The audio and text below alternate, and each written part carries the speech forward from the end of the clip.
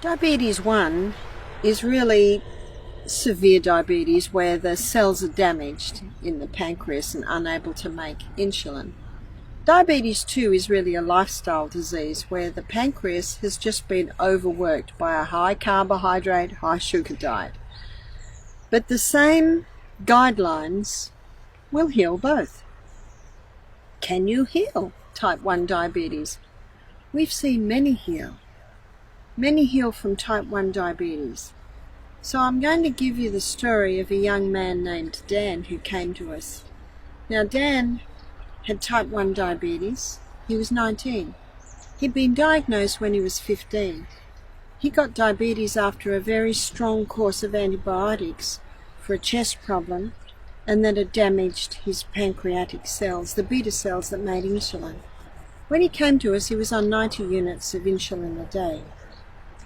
He was carrying a little bit of excess weight, which is common when people are on a lot of insulin, because insulin's role is to get the glucose out of the blood and into the cell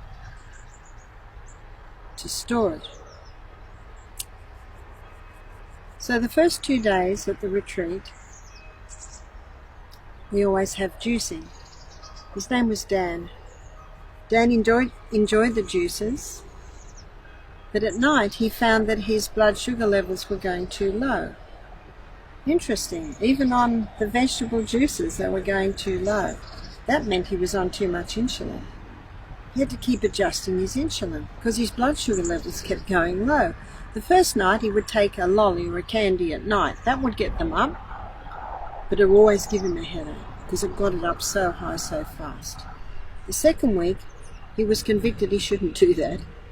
So if he had a blood sugar level low in the middle of the night, he'd eat an apple. That would get it up without the headache, but it takes a while to eat an apple. After hearing the lectures, he decided on the third week that if he had a blood sugar level low in the middle of the night, he'd jump down on the floor and do 30 push-ups. His blood sugar level would come up, and he hadn't eaten anything. Where did that come from? In our cell, there are little molecules of glucose that are stored there. They're called glycogen. Glycogen is a name given to quick-release glucose stores. And they're there for when we need them. So Dan, in the middle of the night, did push-ups, and when you start doing push-ups, the cell says, I need more fuel. And those glycogen stores, they're like a little bunch of grapes, and they're in the muscle cell.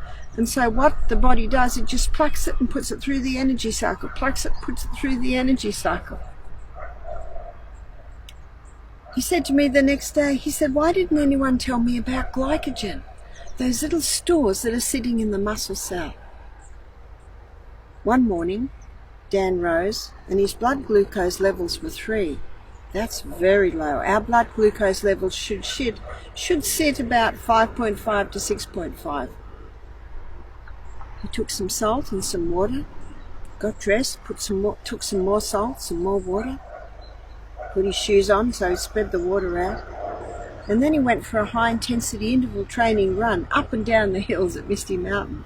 When he came back, he took his blood sugar levels. They were 9. Where had that come from? He had nothing to eat.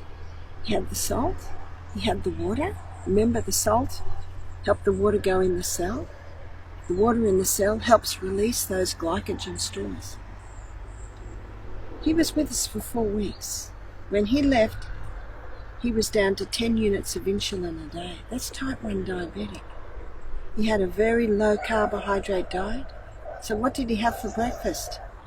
He decided not to have any fruit because he wanted to knock this and knock it fast. If you want fruit, go for the low GI fruits. He'd have sourdough spelt toast. He'd have some olive oil on that, avocado, tomato. He'd have some lentils. He had some nuts and some seeds. Low carbohydrate. At lunchtime he had a salad.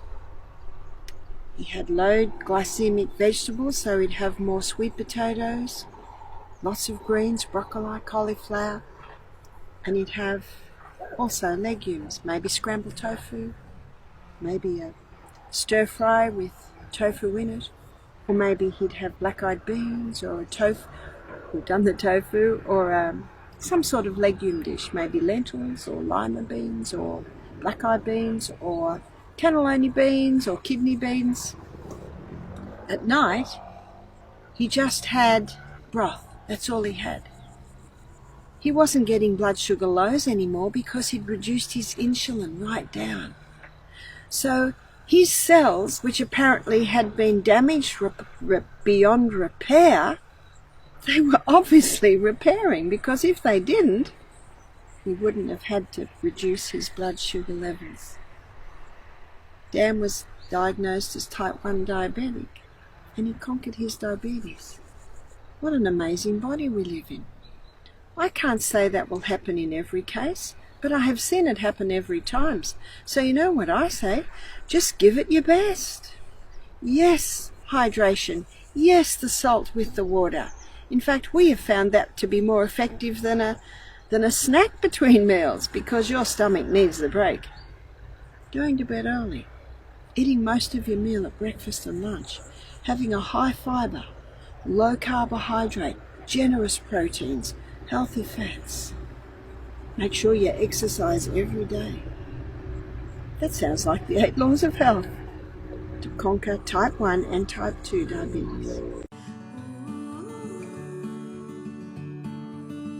I'm going to learn everything I can from this lady.